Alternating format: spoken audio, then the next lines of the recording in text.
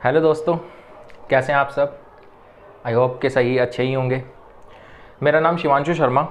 आज हम बात करने जा रहे हैं कृषि कानून के बारे में। बहुत सी अफवाहें भी हैं, बहुत से तथ्यात्मक पक्ष भी हैं, बहुत सी बातें हैं इसके बारे में। आज हम बात करने जा रहे हैं नए कृषि कानून के बारे में। नया कृषि कानून, तीनों कानूनों के नाम हैं। पहले कानून का नाम है कृषक उपज व्यापार और वाणिज्य संवर्धन और सरलीकरण विधेयक 2020। दूसरे का नाम है कृषि सशक्तिकरण और संरक्षण कीमत और आश्वासन और कृषि सेवा करार विधेयक 2020। तीसरे का नाम है आवश्यक वस्तु संशोधन विधेयक 2020। तीनों ही विधेयक लोकसभा के अंदर 17 सितंबर 2020 को अनुमोदित कर दिए गए। उसके पश्चात ये राज्यसभा में गए और राज्यसभा के अंदर तीनों ही बिल 20 सितंबर 2020 को पास कर दिए गए। उसके पश्चात दोनों सदनों में पास होने के पश्चात जो कि आवश्यक होता है प्रेसिडेंट के पास जाएं बिल बनने के लिए, कानून बनने के लिए, तो उसके बाद यह है 27 सितंबर 2020 को प्रेसिडेंट का अनुमोदन मिल गया और यह जो है हमारे पास कानून के रूप में आ गए। अब हम इस पर कुछ तथ्यों पर बात करेंगे और कुछ तथ्यात्मक विषयों को हम विश्लेषण भी करेंगे। बहुत सी अफवाहें भी उठ रही हैं, कुछ बातें सही भी हैं। किसान आंदोलन के अंदर आपने देखा होगा बहुत सी बातें हो रही हैं कि यह किसानों को उसकी ज़मीन से बेदखल कर देगा, निजीकरण हो जाएगा, तो पता नहीं क्या हो जाएगा मार्केट के अंदर। अफवाहों से थोड़ा दूर रहना है, लेकिन हमें इसको समझना पड़ेगा। तो आइए चलो चलते हैं और इसको समझते हैं। पहला भी कृषि उपज व्यापार और वाणिज्य संवर्धन और सरलीकरण विधेयक 2020। क्या करा सरकार ने? पहले बिल के अंदर, ये वाला जो बिल है, इसके अंदर सरकार ने क्या करा? इसके अंदर सरकार ने जो है प्रावधान करा है निजी क्षेत्र को आने के लिए, कि निजी क्षेत्र को बिना पंजीकरण के इस क्षेत्र के अंदर आने की अनुमति दी गई है। अब आने की अनुमति कैसे दी गई है? बिना पंजीकरण के, मतलब लाइसेंस की ज़रूरत नहीं है। इसके अंदर लाइसेंस की ज़रूरत नहीं है। कोई भी निजी क्षेत्र हमारे कृषि क्षेत्र के अंदर आ सकता है और व्यापार कर सकता है, खरीद बिक्री कर सकता है। आपने सुना होगा, बहुत ही चर्चाओं में एक शब्द आ रहा है कॉन्ट्रैक्ट फार्मिंग। कॉन्ट्रैक्ट फार्मिंग, तो हम कॉन्ट्रैक्ट फार्मिंग के बारे में बात करते हैं, जो कि इस विधेयक की बहुत ही महत्वपूर्ण बात है। कॉन्ट्रैक्ट फार्मिंग इसके अंतर्गत लाया गया है। कॉन्ट्रैक्ट फार्मिंग के अंतर्गत क्या होगा? एक निजी क्षेत्र की कोई भी, मान लो ए कंपनी है, ये एक कंपनी है, बी फार्मर है, तो ए कंपनी बी फार्मर से कॉन्ट्रैक्ट कर लेगी कि हमें इतनी उपज चाहिए। जब दोनों के अंदर समझौता हो जाएगा, तो समझौता होने के पश्चात जो बी किसान है, कृषक, वो इसको पूर्व निर्धारित मूल्य के अंदर अपनी फसल को बेच देगा। ये होती है कॉन्ट्रैक्ट फार्मिंग।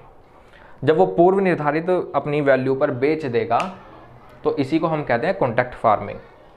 दूसरा विधेयक कृषि सशक्तिकरण और संरक्षण कीमत और आश्वासन और कृषि सेवा करार विधेयक 2020। इसके अंदर प्रावधान करा गया है कि भविष्य में अगर कंपनी और कृषक के बीच में किसी भी प्रकार की अनबन हो जाती है, तो दोनों ही सिविल कोर्ट तो नहीं जाएंगे, लेकिन एक एसडीएम कोर्ट का प्रावधान किया गया है।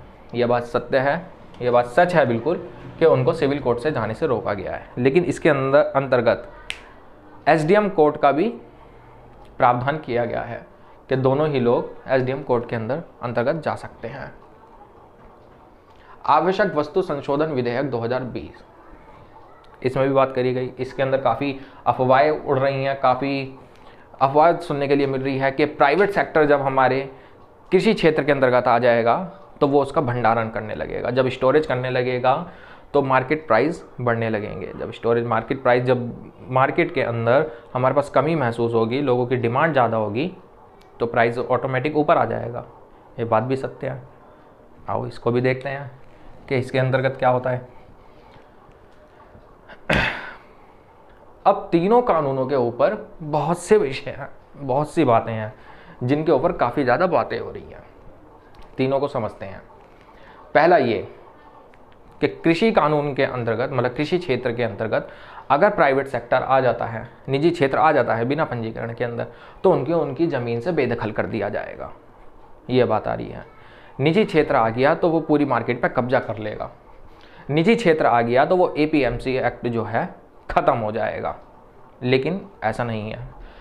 तीनों बिल के अंदर से किसी भी बिल के अंदर यह प्रावधान नहीं है कि मंडियां ख़त्म हो जाएंगी। मंडियां हैं और रहेंगी, बल्कि एक अलग से ऑप्शन दिया हुआ है जिसे हम कहते हैं निजी क्षेत्र। ठीक है, आप निजी क्षेत्र को देखेंगे तो निजी क्षेत्र का एक प्रावधान कर दिया गया है। ये है और रहेंगी, सरकार का ऐसा कहना है और ऐसा है। तीनों बिलों के अंदर किसी भी बिल के अंदर यह प्रावधान नहीं किया गया है कि मंडियां खत्म हो जाएंगी। ऑप्शन दिया गया है निजी क्षेत्र को आने का। विधेयक जो भी पहला ऊपर लिखा गया है, कृषक उपज व्यापार और वाणिज्य, इस विधेयक के प्रावधान के अंदर निजी क्षेत्र को एक विकल्प जो है उपलब्ध कराया गया है हमारे भारत के अंदर।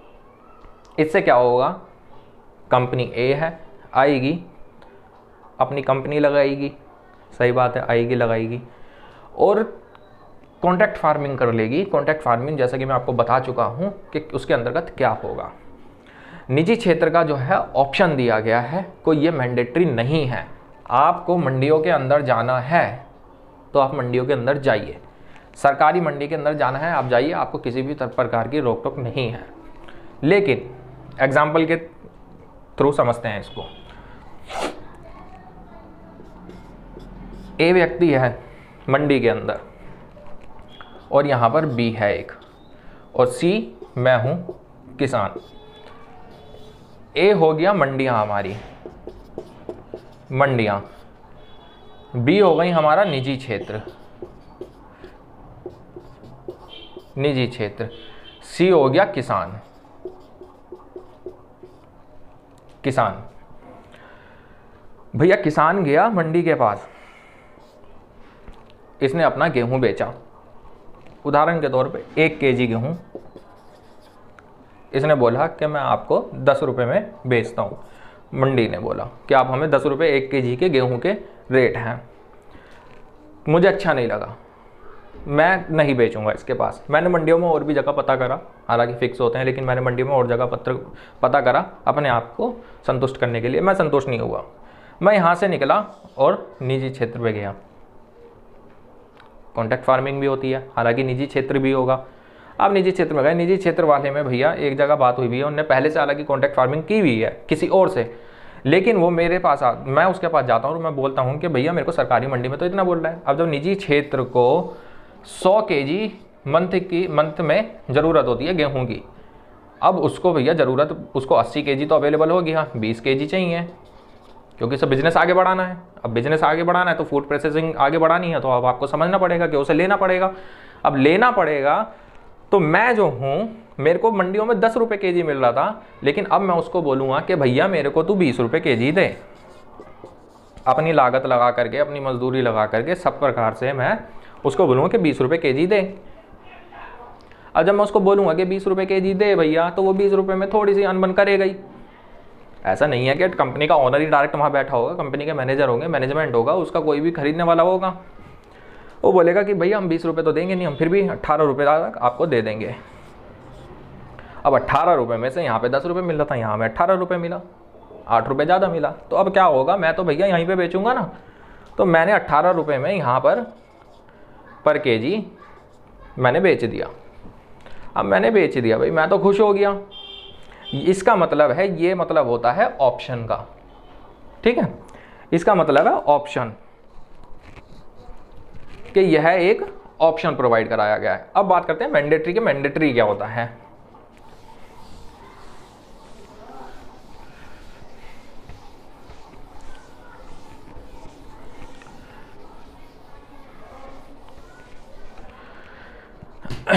ये तो था विकल्प, ये विकल्प था भाई, अब मैंडेटरी की बात करते हैं कि भैया आपको लेना ही लेना पड़ेगा, जिसमें कि तीनों बिलों में से किसी भी एक के अंदर ऐसा नहीं लिखा गया है कि आपको लेना ही लेना पड़ेगा। ऐसा नहीं किया गया है। आप मंडी के अंदर भी जा सकते हैं, निजी क्षेत्र में भी जा सकते हैं, और निजी क्षेत्र के अंदर विकल्प के अंदर आपको एक और प्रावधान किया गया है कि आपको कॉन्ट्रैक्ट फार्मिंग जो है आप कर सकते हैं। कॉन्ट्रैक्ट फार्मिंग का मतलब मैं आपको बता चुका हूं कि कंपनी के अंदर और किसान के बीच कि ये तो कंपनी है और ये बी यानी किसान मैं हूं, तो मैं इनसे एक समझौता कर लूँगा। समझौता कर लिया भैया मैंने कि मैं 100 केजी गेहूं उगाऊंगा। अब मैं 100 केजी गेहूं उगाऊंगा तो मैंने इससे पहले से कर लिया कि भाई 100 केजी का गेहूं का मेरा सब चीज़ लगा करके, मेरी मजदूरी लगा करके, मेरा जितना भी उसके अंदर कीटनाशक दवाएं लगेंगी, जो भी प्रकार की मेरी सामग्री उसके अंदर लगेगी, वो सब मिला करके 100 केजी का मूल्य हो गया 10,000 रुपये। 10,000 रुपये मैंने इनसे ये कंपनी से पहले ही करार कर लिया। ठीक है, मैंने कंपनी से पहले ही ये करार कर लिया, तो कंपनी अब हमें मना नहीं करेगी। कंपनी हमें मना नहीं करेगी। कंपनी को मैंने पहले ही कर दिया, पहले ही आ गई, पहले ही मैंने उससे करार कर लिया। अब कंपनी मेरे से जब मेरा गेहूं 100 केजी जो मेरा है मैं उत्पादन कर लूँगा, मैं जाऊँगा कंपनी के पास और कंपनी को कहूँगा लो भैया कॉन्ट्रैक्ट फार्मिंग अब आपके मेरे साइन कंप्लीट, ये वाला कॉन्ट्रैक्ट हो गया कंप्लीट। ये होती है कॉन्ट्रैक्ट फार्मिंग, जो कि आपको विकल्प, किसानों को विकल्प उपलब्ध कराया गया है। उपलब्ध कराने के पश्चात अब आप देखेंगे अफवाहें उड़ रही हैं कि किसानों की ज़मीन हड़प ली जाएगी। भैया किसानों की ज़मीन कैसे हड़प ली जाएगी, सोचने वाली बात है।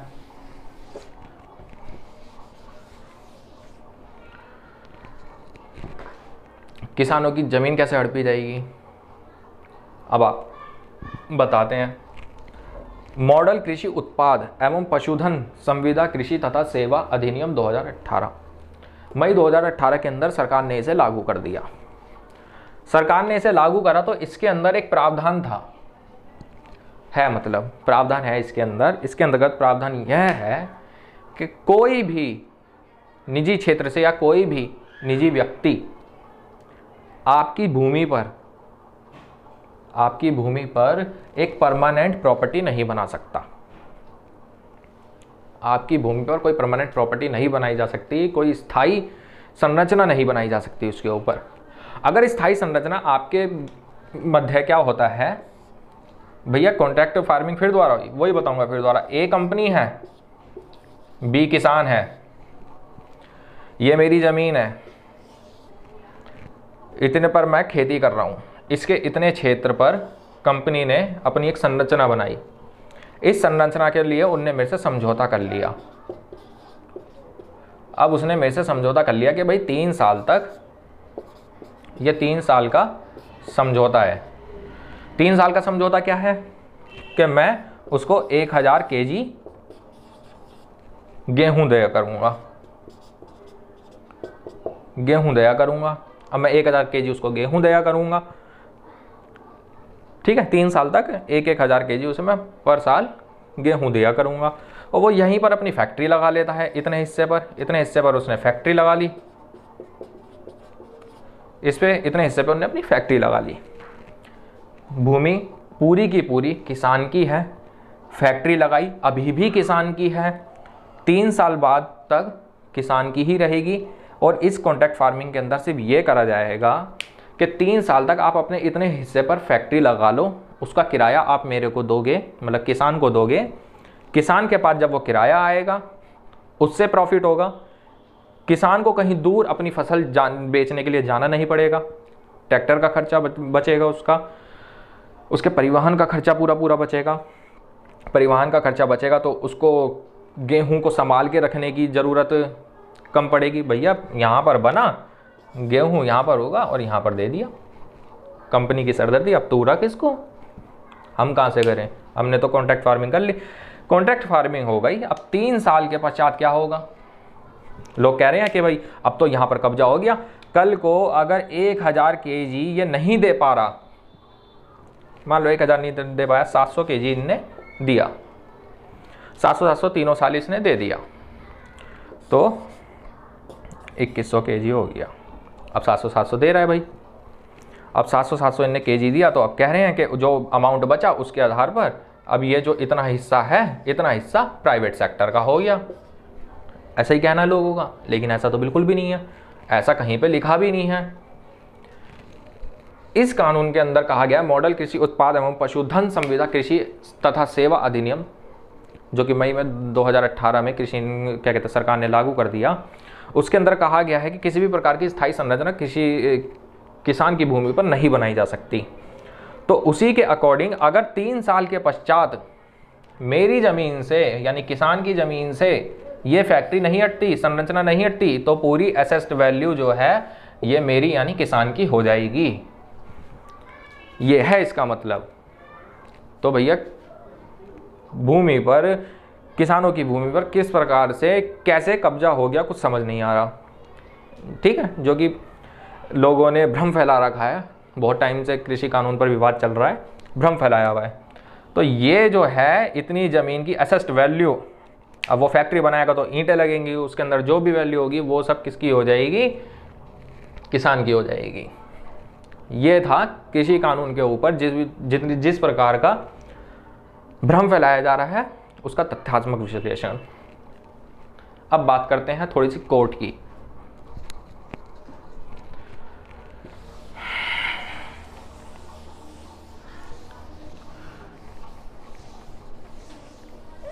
भाई अब नहीं मिल पा रहा, उनने तो 700 kg दे दिया, ठीक है। अब 700 kg दे दिया तो 900 kg की आपूर्ति कैसे हो उसके पास, जबकि उन्होंने कॉन्टैक्ट करा हुआ था। अब वो कह रहा है भाई मैं तो तेरी ज़मीन से नहीं जाऊँगा। विवाद उत्पन्न हो गया। कह रहा है कि भाई इतनी ज़मीन पे जो मैंने फैक्ट्री बनाई थी मैं तेरी ज़मीन से नहीं जाऊँगा, मुझे मेरे जो यहाँ पर बनाने का खर्चा लगा है उसका पैसा भरपाई कौन करेगा। किसान कह रहा भाई किसी आपदा आ गई उसके कारण भाई मैं उतना उपज नहीं कर पाया भाई, या फिर बारिश पड़ गई तो मैं थोड़ा सा मेरा उतना 900 kg के आसपास लगभग मेरा गेहूँ ख़राब हो गया। अब क्या करे भाई। तो सरकार ने तो, यह बात सच है कि सरकार ने तो सिविल कोर्ट जाने के लिए प्रावधान कर रखा है कि नहीं जा सकते, कृषि सशक्तिकरण संरक्षण कीमत आश्वासन। अब भाई नहीं जा सकते तो अब करें क्या। अब क्या कर सकते हैं, इसके लिए सरकार ने इस बिल के अंदर एसडीएम कोड का प्रावधान किया है। अब एसडीएम कोड का प्रावधान क्या किया है, ए यानी कंपनी, बी यानी किसान, दोनों इधर जाएंगे और अपने अपने पक्ष रखेंगे। दोनों पक्ष रखेंगे, सही बात है भाई, दोनों पक्ष रखेंगे। लोगों को कहना है कि भाई कंपनी पे तो बहुत पैसा होता है, वो एसडीएम को खरीद भी सकता है, हो सकता है, ऐसा हो सकता है। लेकिन इसके अंदर सरकार ने क्या बोला भाई, सरकार को ये बात समझ आ गई कि ऐसा तो हो सकता है भाई, बिल्कुल सही बात है। तो सरकार ने क्या करा, वार्तालाप के अंदर जितनी भी अभी तक वार्तालाप हुई हैं 10-11, उन वार्तालाप के अंदर बोला है कि हम आपको सिविल कोर्ट जो है जाने की इजाज़त दे देंगे, आप सिविल कोर्ट जा सकते हो, उसके लिए बात कर लो। ये तथ्यात्मक पक्ष बिल्कुल सही था। जो भी किसान संगठन है उनका ये जो था एसडीएम कोड वाला बिल्कुल तथ्यात्मक पक्ष बिल्कुल ही स्पष्ट रूप से पूर्णतः सही है कि सिविल कोर्ट भाई एसडीएम क्या कर सकता है, एसडीएम कोर्ट के अंदर जा सकता है, वो यहाँ पर पेमेंट करा सकता है एक दूसरों की, एक छोटा सा समझौता। अब भैया समझौता हो ही नहीं रहा है तो दोनों का पक्ष में क्या करें, कंपनी का भी तो नुकसान हुआ है, कंपनी की भरपाई कौन करेगा भाई, किसान। सही बात है, किसान के पास इतना पैसा नहीं है कि वो उसको पे कर सके, अगर इतना पैसा होता तो वो और भी ज़्यादा ज़मीन पर करता है ना। तो अब इतना ज़्यादा कर रहा है, इसलिए सरकार ने बोला कि हम आपको सिविल कोर्ट जो है जाने की इजाज़त दे देंगे, आप सिविल कोर्ट जा सकते हैं। ये किसान संगठनों का कहना बिल्कुल सही बात है।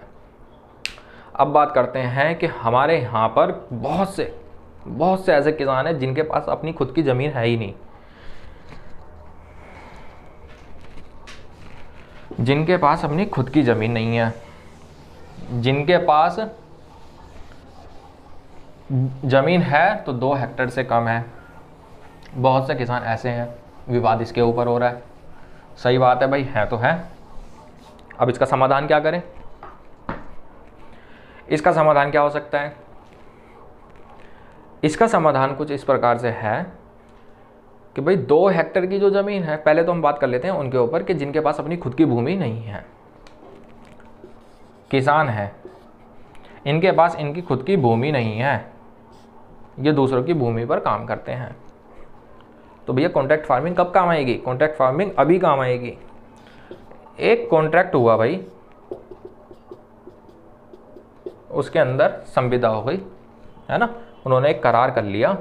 अब यहाँ पर 3 लोग आ गए, एक ए यानी कंपनी, बी यानी किसान, सी यानी जिसकी भूमि है, जिसकी भूमि पर कृषि करी जाएगी। कंपनी कॉन्ट्रैक्ट कर लेगी किसान से, मन हुआ तो इससे कर लिया, ठीक है, लेकिन ज़्यादातर जो है किसानों से करा जाता है कॉन्ट्रैक्ट। किसान से कॉन्ट्रैक्ट कर लिया भाई, अब किसान की सरदर्दी है ये कि वो ज़मीन के पे कितने रुपए इस सी व्यक्ति को देगा, जमींदार को, जो भी जिसकी मतलब जमींदार मतलब वो पुराने वाला जमींदार नहीं, जमींदार मतलब यहाँ पर जमींदार का जिसकी भूमि है, ये जिसकी भूमि है, ये रही भूमि। अब ये जिसकी भूमि है इस पर ये किसान आकर के फार्मिंग करेगा भाई, ये रेट तय कर लेगा कि हाँ भाई अब ये क्या करेगा, इसका जो अमाउंट है इसको 1 साल का जो भूमि का किराया है वो देना है 2000 रुपये, 1 साल का किराया है। अब जब भैया 2000 रुपये दे रहा है तो सीधी सी बात है ज़मीन भी बहुत बड़ी होगी, जब ज़मीन बहुत बड़ी होगी तो उस पर फसल भी ज़्यादा होगी, जब फसल ज़्यादा होगी तो 10,000 रुपये से जाकर हटा करके वो कहेगा अपने भैया मेरे इसके अंदर तो 2000 रुपये और जोड़ो, क्योंकि मेरी इसके अंदर भूमि के भी पैसे जोड़ो, क्योंकि मेरे तो ये भूमि का भी दिया है ना मैंने, तो 2000 रुपये वो जो है और जोड़ देगा। तो ये हो गया 12,000 रुपये। अब ये 12,000 रुपये जो हो गए ये कॉन्ट्रैक्ट फार्मिंग के अंतर्गत पहले ही लिख दिए जाएंगे, क्योंकि कॉन्ट्रैक्ट फार्मिंग जो होती है वो पूर्व रूप से कर ली जाती है, पहले ही कर ली जाती है। जब वो पहले ही कर ली जाती है तो जब उसको कर लिया गया 12,000 रुपये में, तो पहले ना तो कंपनी मना कर सकती, किसान जब इतने में बेचेगा तो 12,000 रुपये में से इसमें से 2,000 रुपये बचे, 10,000 रुपये, 2,000 रुपये इसके पास आ गए जिसकी ज़मीन थी। किसको फ़ायदा हुआ? बी को भी फ़ायदा हुआ, सी को भी फ़ायदा हुआ जिसकी ज़मीन थी, और ए कंपनी को तो हुआ ही हुआ फ़ायदा, क्योंकि उसको उसकी उपज मिल गई। अब जब उसको उसकी उपज मिल गई तो उसको क्या दिक्कत भैया, वो फिर दोबारा इसके पास आ जाएगा, कहेगा जी आ जाओ कॉन्ट्रैक्ट फार्मिंग करते हैं। कॉन्ट्रैक्ट फार्मिंग में बुरा क्या है? कॉन्ट्रैक्ट फार्मिंग आ गई। बिना कॉन्ट्रैक्ट फार्मिंग के क्या होता था, छोटे किसान जो हैं अब वो भूमि पे गया भाई, अब उसे भ्रम रहता था, मतलब काफ़ी ज़्यादा डगमगाया रहता था कि भाई मेरे पास तो भूमि है नहीं, कल को मेरी जो फसल है वो 12,000 रुपये की नहीं बिकी तो मैं अपनी लागत के बाद अपना प्रॉफिट, थोड़ा सा प्रॉफिट के बाद 2,000 रुपये मैं भूमि के कैसे निकालूंगा? हाँ भैया कैसे होगा? अब कैसे होगा? तो भैया वो किसान तो पड़ गया सोच में। अब किसान सोच में पड़ गया तो क्या कर सकते हैं, अब किसी तरह करना तो पड़ेगा। तो बिना कॉन्ट्रैक्ट फार्मिंग के, बिना कॉन्ट्रैक्ट फार्मिंग के क्या दिक्कत होगी? तो बिना कॉन्ट्रैक्ट फार्मिंग के जो है सबसे ज़्यादा दिक्कत इसको होगी। जब किसान को होगी तो फिर सी को भी होगी, सी यानी जिसने भूमि दी, क्यों? उसके पास पैसा नहीं आएगा, इसकी किसान की फसल नहीं उग पाई तो उसके पास पैसा नहीं आएगा। एक ए तो खैर अब फिर मतलब ही नहीं है वहाँ पे, जब कॉन्ट्रैक्ट फार्मिंग ही नहीं है तो भैया जो भूमि ले रहा है वो, अब वो कहेगा फिर उसको बेच करके भी आना है, जब बेच करके आना है तो भैया हो गई दिक्कत। अब वो कैसे करे भाई, पैसे कैसे दे? यही स्कैनरियो जो पूरा का पूरा बन रहा है, इसको थोड़ी सी समझने की दिक्कत है। तो यहाँ पर कॉन्ट्रैक्ट फार्मिंग जो है किसानों की आय को बढ़ाने में बहुत ही महत्वपूर्ण है। अब बात करते हैं हम जिनकी 2 हेक्टेयर से कम ज़मीन है। अब 2 हेक्टेयर से ज़मीन कम है तो भैया वो किसान क्या करेंगे? सही बात है, वो किसान क्या करेंगे भाई? मैं ही हूँ, मेरी 2 हेक्टेयर की कम ज़मीन है, हालांकि असलियत में नहीं हूँ मैं किसान। एक उदाहरण के तौर पे आपको बता रहा हूँ कि मैं क्या करूँगा भाई, मेरी तो 2 हेक्टेयर से कम है, 2 हेक्टेयर से कम है ज़मीन। अब 2 हेक्टेयर से मेरी ज़मीन कम है तो भैया मेरी तो इतनी उपज ही नहीं हो पाएगी, अब मेरी उपज इतनी नहीं हो पाएगी, तो लोगों का कहना है ऐसा, मतलब जो बात कर रहे हैं, मेरी इतनी उपज नहीं हो पाएगी तो मैं कैसे कमाऊँगा। सही बात है। अब भैया बात कर रहे हैं लोग अंबानी अडानी की, कि तो भैया सिर्फ यही लोग थोड़ी ना करेंगे, अंबानी अडानी थोड़ी ना काम करेंगे, और भी लोग हैं। ये केवल अब यहाँ पर 2 हेक्टेयर से कम है। अब ये क्या कहते हैं, छोटे रोजगार, जो छोटे बिजनेसमैन होते हैं उनको फ़ायदा देगा। उनको कैसे फ़ायदा देगा, मेरा मन का, मान लो मैं किसान हूँ,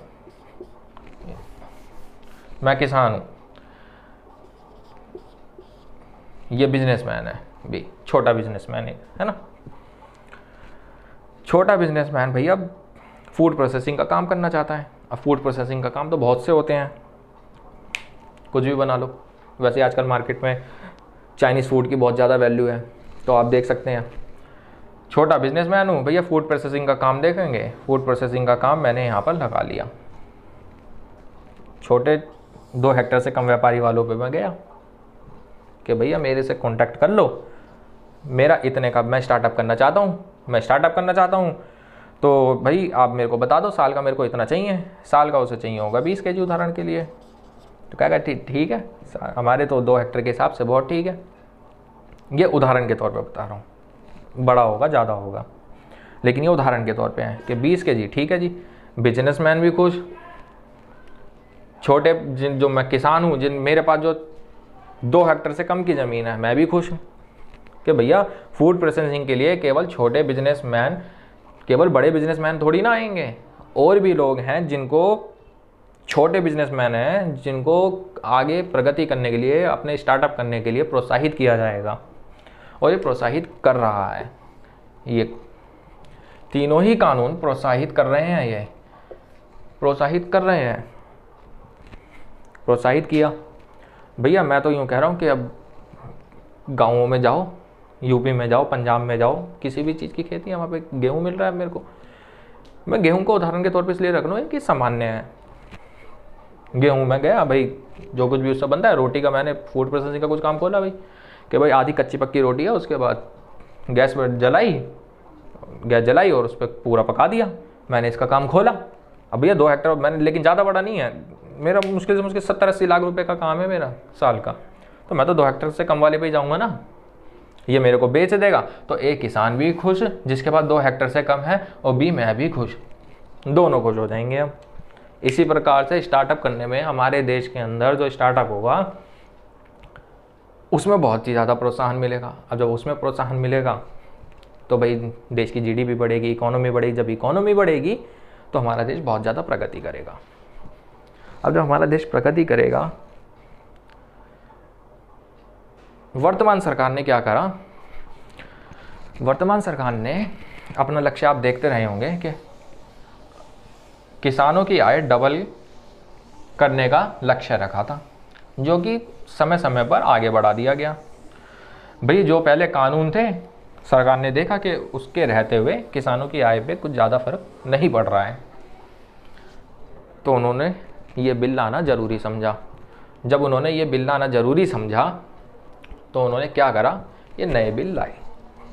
जब ये नए बिल लाए तो 2022 तक वर्तमान सरकार द्वारा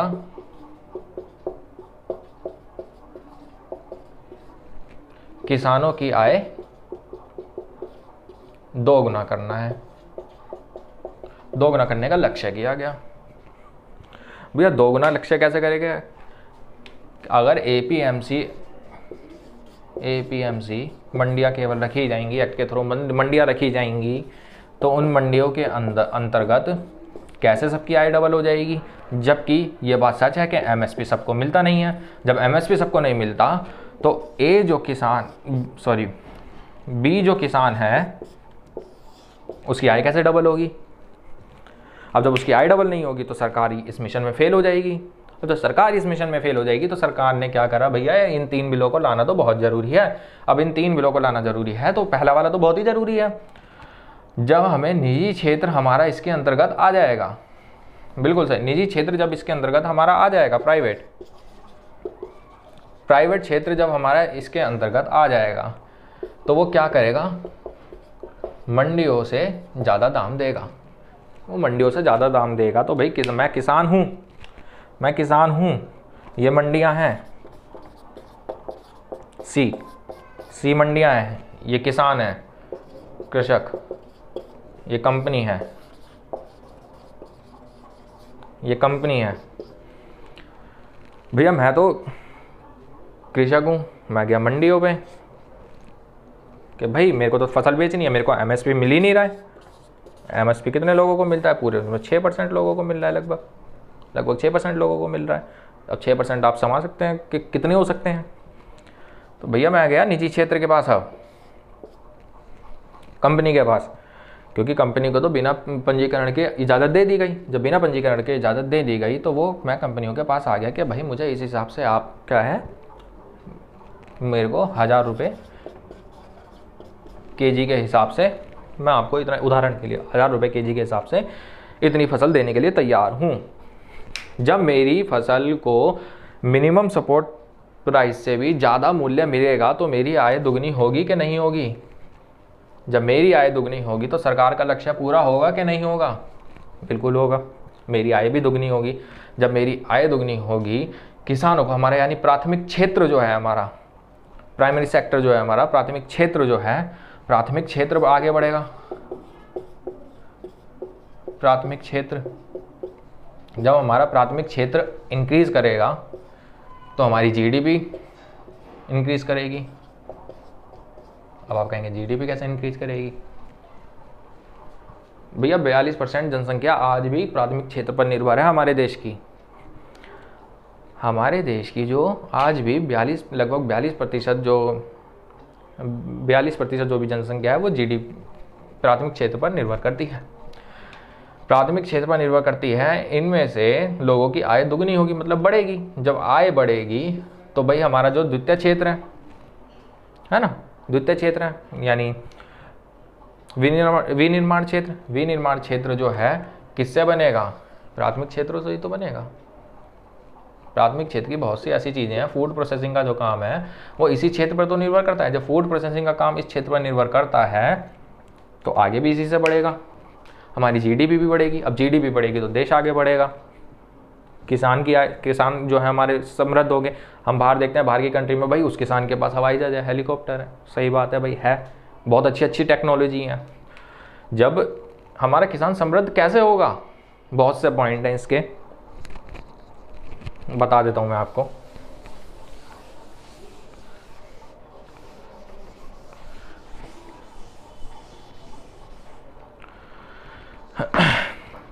बहुत से पॉइंट कैसे हैं?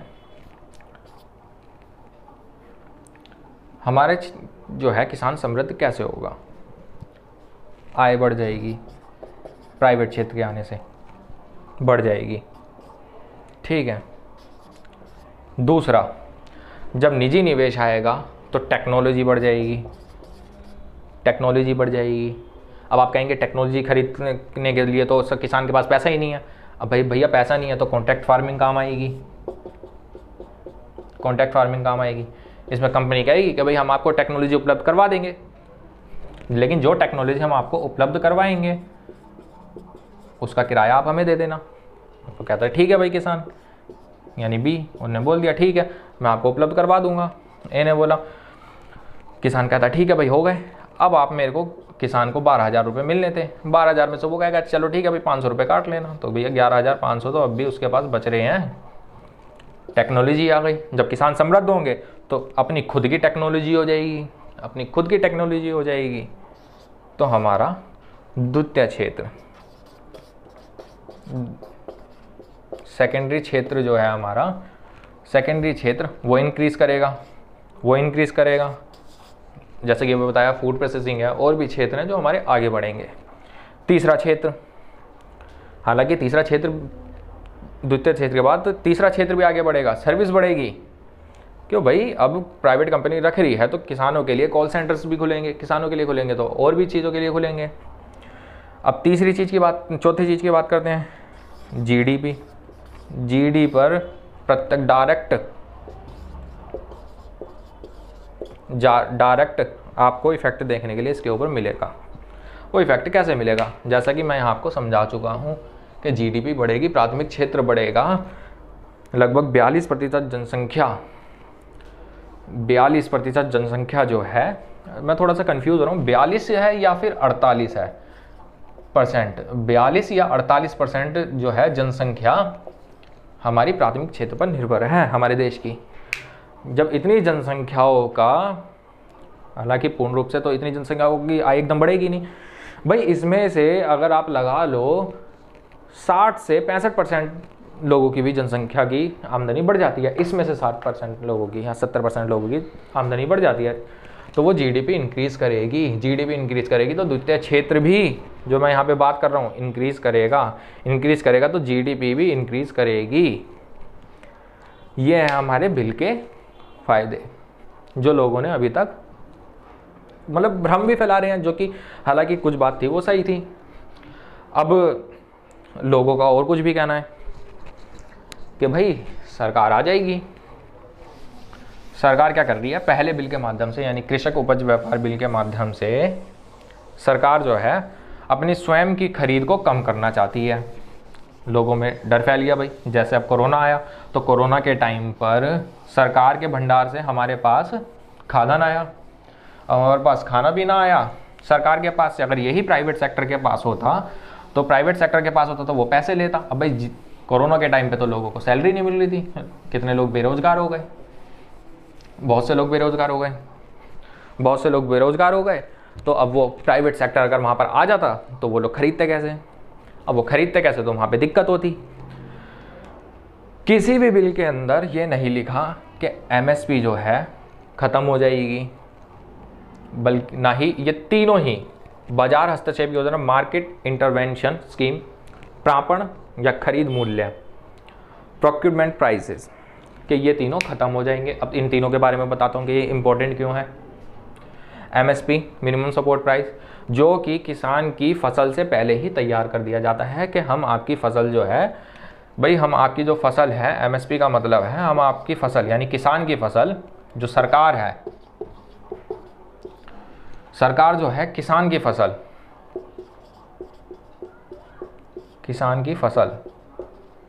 यानी 1 किलो गेहूँ, उदाहरण के लिए एग्जाम्पल, 1 किलो गेहूँ जो है वो 200 रुपये का खरीदेगी, 200 रुपये पर केजी खरीदेगी। ये होता है एमएसपी का मतलब, कि सरकार ने पहले से ही पूर्व निर्धारित कर दिया कि हम आपके 1 किलो गेहूँ का जो मूल्य है वो 200 रुपये है, हम इतने पे 200 रुपये पे 1 किलो गेहूँ आपका खरीदेंगे। इसे कहते हैं एमएसपी, जो कि पूर्व निर्धारित होता है। अब बात करते हैं बाजार हस्तक्षेप योजना, market intervention scheme. Market intervention scheme क्या है? मार्केट इंटरवेंशन स्कीम है राज्यों के अग्रिम, यानी राज्यों के, जब पहले राज्य बोलते हैं सेंट्रल गवर्नमेंट से, बाजार हस्तक्षेप योजना के अंतर्गत वह फसलें आती हैं जो जल्दी से खराब हो जाती हैं, बागवानी फसलें आती हैं जो जल्दी से खराब हो जाती हैं, वह फसलें और बागवानी फसलें। तो इस बाजार हस्तक्षेप योजना के अंतर्गत बागवानी और जल्दी से जल्द खराब वाली फसलें आती हैं। तो इसके अंदर क्या होता है, राज्य की अग्रिम से, यानी राज्य पहल करते हैं इसके अंदर, और सेंट्रल गवर्नमेंट से कहते हैं कि भाई जो भी हमारी क्या कहते हैं फसल है, ये दोनों, इन दोनों फसल का जल्दी से खरीदा जाए। तो सरकार दोनों मिलकर के इसको खरीदती है। अब भाई खरीदती है तो सरकार का एमएसपी भी रहा, बाजार हस्तक्षेप योजना भी रही, ये दोनों फसलें खरीदी जाएंगी और खरीदी जाती रहेंगी। ठीक है, ये दोनों खरीदी जाएंगी। तीसरा है प्रापण खरीद मूल्य, प्रोक्यूरमेंट प्राइसेस। भाई सही बात है, प्रोक्यूरमेंट प्राइसेस। इसमें क्या होता है, सरकार का जो भंडारण होता है, इसके अंदर सरकार का जो भंडारण होता है, यानी स्टोरेज जिसको बोलते हैं, भंडारण, सरकार का जो भंडारण होता है उसमें कमी आ गई। जैसे एग्जाम्पल के लिए 100 केजी सरकार गेहूं रखती है, 100 केजी जो है सरकार गेहूं रखती है अपने भंडारण के अंदर, यानी स्टोरेज के अंदर। जब वो 100 केजी रखती है तो मान लो अब ये सरकार ने, जैसे कोरोना का टाइम था तो कोरोना के टाइम पर ये हो गया 40 केजी, तो अब क्या करेगी भाई सरकार को 100 केजी करना है, तो ये 100 केजी कैसे करेगी सरकार? वो इसके माध्यम से करेगी, प्रापण यानी खरीद मूल्य के माध्यम से करेगी। वो कैसे करती है सरकार? जो है प्रापण मूल्य को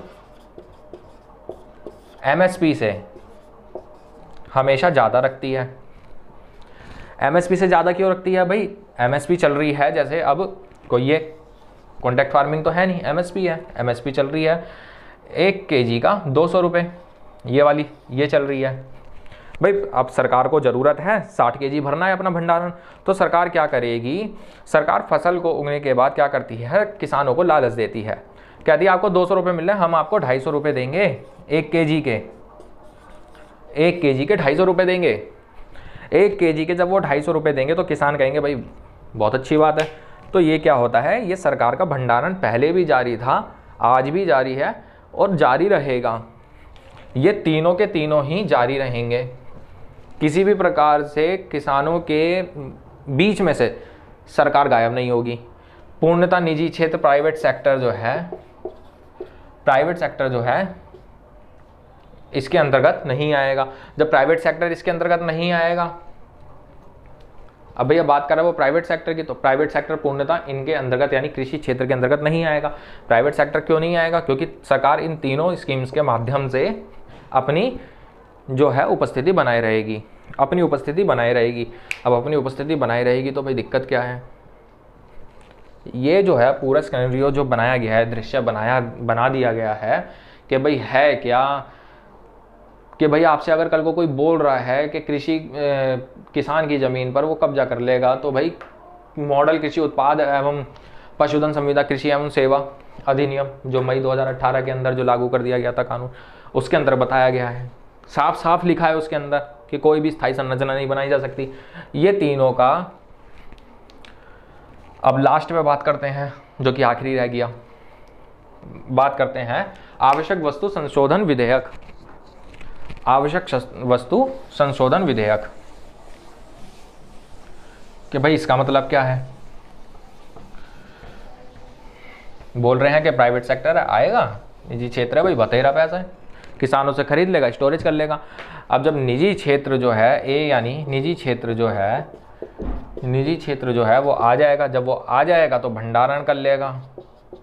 अब भंडारण कर लेगा तो मार्केट में जमाखोरी हो जाएगी। जब जमाखोरी हो जाएगी तो प्राइस जो है ऊपर बढ़ जाएगा, यानी मूल्य जो है वो इंक्रीज हो जाएगा। सही बात है, मूल्य इंक्रीज हो जाएगा। भैया मूल्य इंक्रीज कैसे होगा? जब भंडारण इसके अंदर शुरू हो जाएगा, क्योंकि सरकार के पास लेखा जोखा तो है नहीं ना कि कौन सी प्राइवेट कंपनी कितना रख रही है, और सरकार ने तो पूरी अनुमति दे दी, तीसरे बिल के माध्यम से पूरी अनुमति दे दी कि कोई भी निजी कंपनी कितना भी किसी भी फसल का या गेहूं का किसी भी चीज़ का भंडारण कर सकती है। अब भाई वो कितना भी कर सकती है, अनलिमिटेड हो गया। अब मार्केट में भाई कृत्रिम रूप से भंडारण करा जा सकता है। जब भंडारण करा जा सकता है तो भाई मार्केट के अंदर क्या होगा? मार्केट के अंदर क्या होगा भाई? मूल्य बढ़ने लग जाएंगे। जब शॉर्टेज आएगी तो अब शॉर्टेज आएगी, मूल्य बढ़ेंगे तो पब्लिक परेशान। अब यहाँ पर डी चीज़ आ गई। डी कौन है? पब्लिक, जनता, उनको चाहिए भाई, वो परेशान, प्राइस हो जाएंगे इंक्रीज। कोरोना को एग्जांपल ले सकते हैं, कोविड-19 को। अगर यहाँ पर सरकार नहीं होती तो कोविड-19 के अंदर तो भैया लोग भूखे मर जाते हैं। एक तो महामारी, फिर ऊपर से भूखमरी, दोनों चीज़ आ जाती, क्योंकि जिसके पास पैसा होता है वो तो खरीद लेते हैं। लेकिन ऐसा नहीं है। ऐसा क्यों नहीं है इसको हम समझते हैं। कंपनी ए है भाई, लोग दो विशेष जनों का नाम लिए जा रहे हैं, आपको भी पता है कि किन का नाम आ रहा है, तो उन दोनों का विशेष का नाम लिए जा रहे हैं। तो ऐसा नहीं है कि वही दो, केवल वही दो ए पूरी मार्केट को कब्जा कर लेंगे। मार्केट को कैसे कब्जा कर लेंगे भैया? जैसे मैंने आपको बताया, छोटा व्यापारी भी तो है, छोटा व्यापारी भी है, छोटा व्यापारी भी खरीदेगा।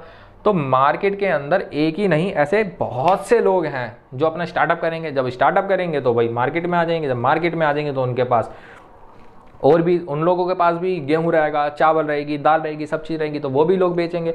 जब वो लोग भी बेचेंगे तो मार्केट जो है अपने आप ही फ्लैक्चुअल हो जाएगी, ग्राफ ऐसे जाएगा मार्केट का। फिर इंक्रीज तो हो गया, लेकिन और भी ज़्यादा कंपनी होने के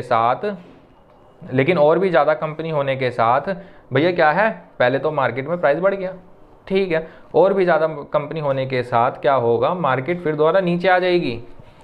क्योंकि कंपनियां हैं, ये सब कंपनियां हैं, उदाहरण के लिए ये सब कंपनियां हैं, ABCDEF, ये जो है कंपनियां हैं, ठीक है। अब ये सारी कंपनियां आ गई। अब जितनी भी ये कंपनियां हैं, अब ये सारी कंपनियां हैं, ये बेच रही है 110 रुपये, ये बेच रही है 120 रुपये, ये 130 रुपये बेच रही है।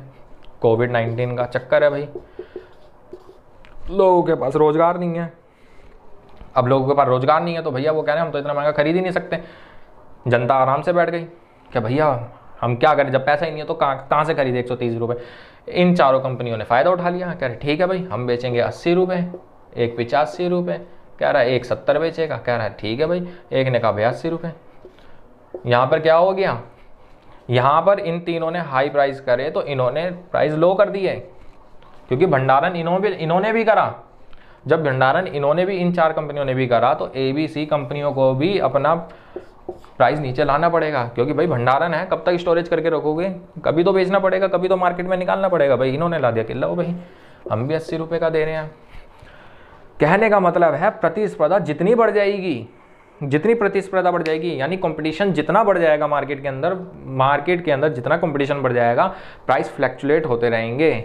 अब जितने ही वो प्राइस लचीले हो जाएंगे, उसी प्रकार से जो है आप लोग खरीद बिक्री कर सकते हैं।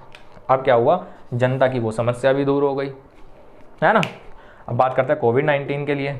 भैया तीनों उसके अंदर से सरकार प्रतिबद्ध है, प्रतिबद्ध थी और प्रतिबद्ध रहेगी। उनने बोल दिया कि हम इन तीनों के माध्यम से खरीद करते थे, हैं और रहेंगे।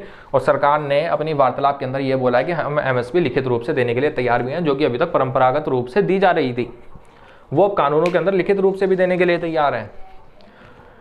तो ये पूरा जो स्केनेरियो बनाया गया है बहुत ही भ्रामक रूप से है। हालांकि एक कोर्ट वाली बात बहुत ही सच है, जिसको सरकार को थोड़ा सा लेना चाहिए। सरकार ने उसके लिए बोल भी दिया, अगर किसान संगठन जो हैं हाँ बोले तो उसको कर भी सकते हैं। तो अब बात ये होती है, ये तो पूरा ख़त्म जितना था कृषि कानूनों के ऊपर, ये जो थे ये विवाद थे। हमने पढ़ा कि कृषि कानूनों के ऊपर ये विवाद क्या चल रहे थे, ठीक है। जब ये कृषि कानूनों के ऊपर विवाद चल रहे थे, उनके बारे में हमने चर्चा करी। अगर ये कृषि कानूनों को कुछ लोग ये भी बोलें कि कोर्ट में चैलेंज करेंगे, तो भाई इनकी संवैधानिकता जांच करी जाएगी कि भाई राज्य सूची का विषय है तो केंद्र ने कैसे बना दिया। ये सब जो विषय हैं अगली वीडियो में बताए जाएंगे, नहीं तो वीडियो काफ़ी ज़्यादा लंबी हो जाएगी। तो आप लोगों को पूरा बताया गया कि आखिर में विवाद है तो है क्या। अगर आप कोई भी वीडियो के अंदर ऐसी चीज़ है जो मेरे से छूट गई है तो आप मेरे को कमेंट करके ज़रूर बताना कि भाई ये वाली वीडियो थी, ये वाले वीडियो में ये चीज़ आपने गलत बोली, या फिर ये चीज़ में आपको ये वीडियो में आपको बताना चाहिए था। आप मेरे को कमेंट सेक्शन के अंदर ज़रूर बताइएगा, ठीक है। अगर आपको वीडियो अच्छी लगी हो तो उसको लाइक ज़रूर करना और कमेंट करना, और चैनल को सब्सक्राइब जरूर करना अगर आपको वीडियो अच्छी लगी है तो। बाकी ऐसे ही और वीडियो के लिए मेरे चैनल को सब्सक्राइब करना, और मैं और भी इन विषयों पर वीडियो बनाता रहूँगा। अगली वीडियो अगर आप बोलेंगे तो मैं अगली वीडियो पे जो कि है अगली वीडियो में आपको पूरा बता दूंगा कि हमारे संविधान के अंदर जो हमारे संविधान को उल्लंघन करता है कि नहीं करता, ये राज्य सूची का विषय है कि समवर्ती सूची का विषय है कि केंद्र सरकार ने कानून बनाया तो बनाया कैसे, राज्य सूची का विषय है। तो इन सब पे आगे वार्तालाप करते रहेंगे हम। अभी फ़िलहाल इसको समझिए कि क्या चीज़ सही है क्या चीज़ गलत है। और बाकी किसी चीज़ की जानकारी के लिए मैं आपको स्क्रीन पर मेरी मेल ID आ रही होगी, और बाकी मेरे फेसबुक पेज जो है वो लिखा आ रहा होगा, स्क्रीन के ऊपर आ रहा होगा, और इंस्टाग्राम आप उस पर जाकर के मेरे को फॉलो ज़रूर करिएगा, और मैं आपको और भी अच्छी अच्छी वीडियो बताता रहूँगा।